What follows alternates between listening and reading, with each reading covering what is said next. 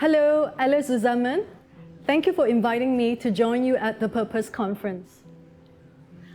My name is Vaughn. I know in Germany, Vaughn is a part of a noble family name, but I am not a noble.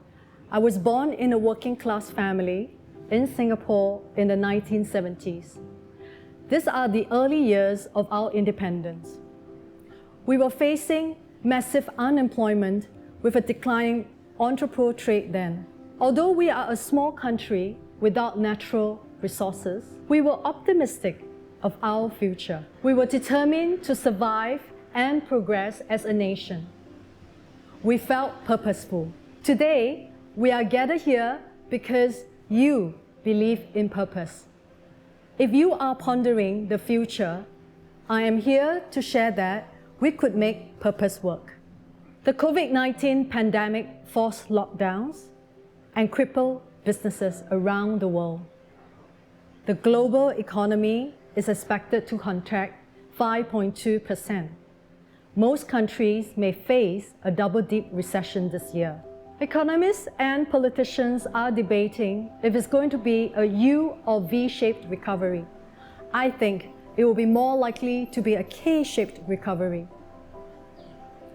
This occurs when certain segments of economy, such as electronics, pharma, finance and technology companies, and the wealthy will recover and may even thrive with the stock markets at their all-time highs.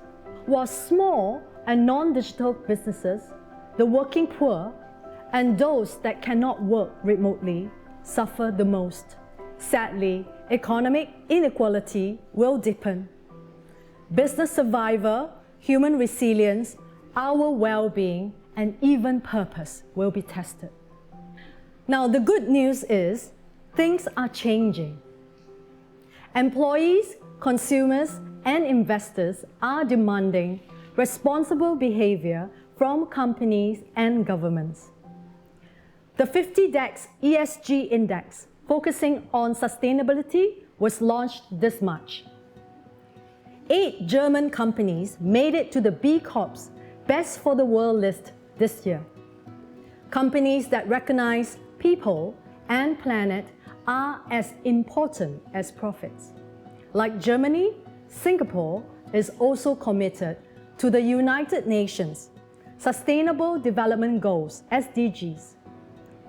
For example, we measure our progress towards a circular economy and will improve energy intensity by 35% by 2030. There is power in purpose, and it was evident when we were struck by the urgent threat of the pandemic. I am a volunteer and a co-founder for the Mask for All SG community movement. We advocated face mask wearing before it became mandatory in Singapore. 19 partnerships with 6,500 volunteers were formed quickly and virtually during the lockdown. We fundraised, crowdsourced, data mapped to reach vulnerable groups who are not easily located. We managed to distribute more than 600,000 face masks to keep our community safe. Also in the UK, Germany and South Africa, we witnessed companies like Volkswagen building hospital facilities, Siemens facilitating, and Dyson produced ventilators. Governments changed their regulations quicker than usual, accelerating telehealth services. All these actions are inclusive. We just knew if one person is infected, everyone will be at risk. This is a great demonstration that the future of purpose is interlinked and interdependent. All the stakeholders will and can rise up to the occasion together when we have a common purpose. I am an impact investor and advisor.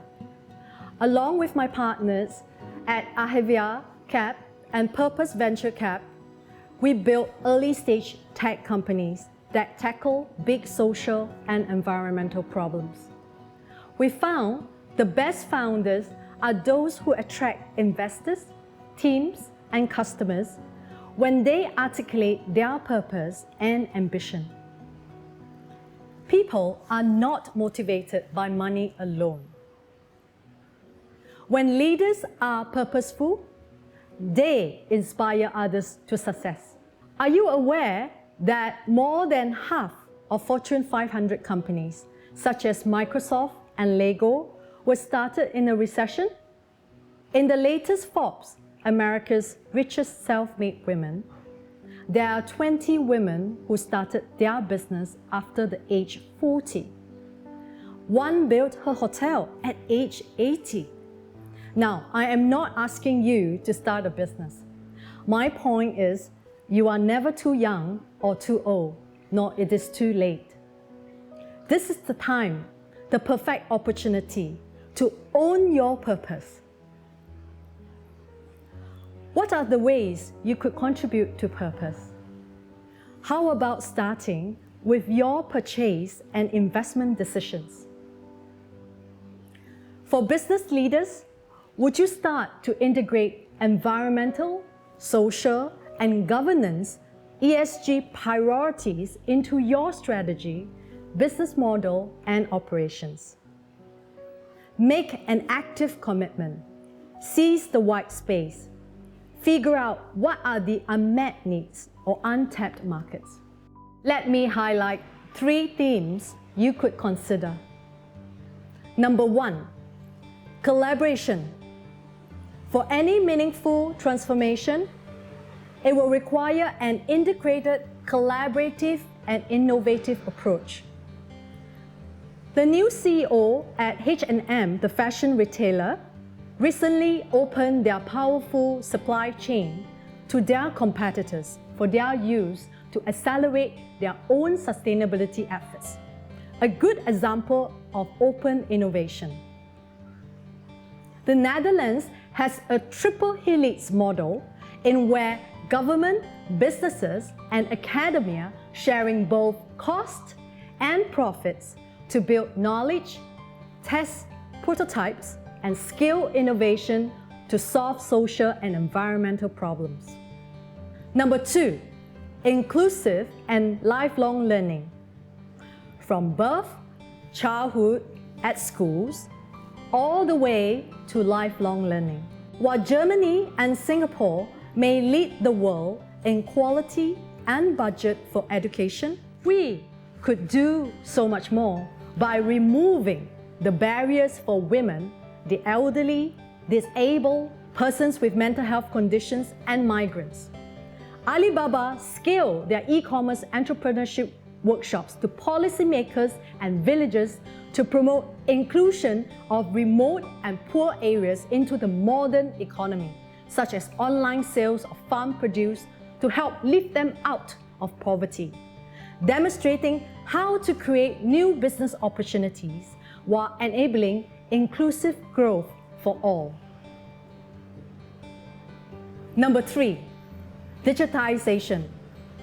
Sweden is leading the world to become the first cashless society by 2023. In Sweden, 85% of the population has access to online banking, and only 2% of retail transactions are cash-based. Today, China's e-commerce sales surpass the combined total of Europe and the United States. The digital economy is now 1/3 of China's GDP. Around the world, governments are using digital technology and data to help tackle climate change, to make cities cleaner, and cutting down red tape and inefficiencies. For example, South Korea commits 76 trillion won or 50 billion euros on expanding digital infrastructure such as artificial intelligence and cyber security, developing contactless services, promoting the green economy sector as their key post-COVID economic recovery policy. 1 in 5 German businesses invested in the digital business model in 2019. Cost is often cited as a key challenge.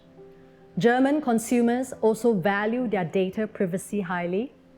Perhaps this is about presenting a greater value proposition more than mere convenience.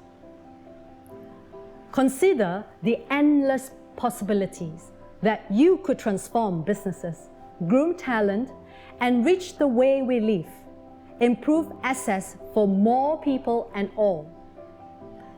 Think about how to create a more meaningful digital interaction.